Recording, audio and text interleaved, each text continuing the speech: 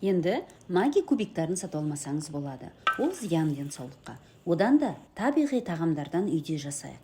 Ол үшін бізге тауық еті, жасыл көкөністер, жуа, сельдерей, цукини, сарымсақ, тұз, қалампыр, кориандр, лавр жапырағы қажет болады. Ең бірінші көкөністерді жуып, аршып, турап аламыз.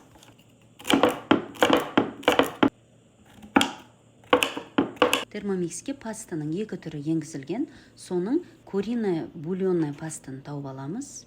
Тауық етін кубиктап турап саламыз. 5 секунд 7-ші скоростта майдалап аламыз. Дайын болған кезде басқа ыдысқа ауыстырып аламыз. Әрі қарай термомикс чашысына дайындалып туралған көкөністерді саламыз.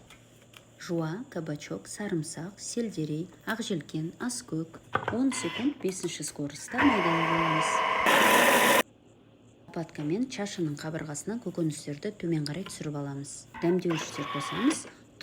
Тұз бұл жерде консервант рөлін атқарады. Егер тұзды азайтса, онда пастаны мұздатқыш камерасында сақтау керек болады. Оригинал рецептіде вино қосу керек, бірақ мен оның орнына су қостым. Лавр жапырағы, қалампыр, кориандр, майдаланған тауық еті. Чашының мерный стаканчығын алып тастап, оның орнына паровая корзина қойып, 25 минут 2-ші скоростта варомада қайнатамыз. Пастамыз дайын болған кезде крышкасын жауып, 1 минут 4-ші скоросттан бастап 7-ге дейін көтеріп, пюрировать етіп аламыз.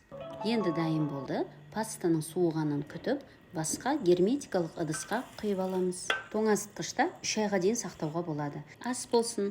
Менімен болғандарыңызға рахмет.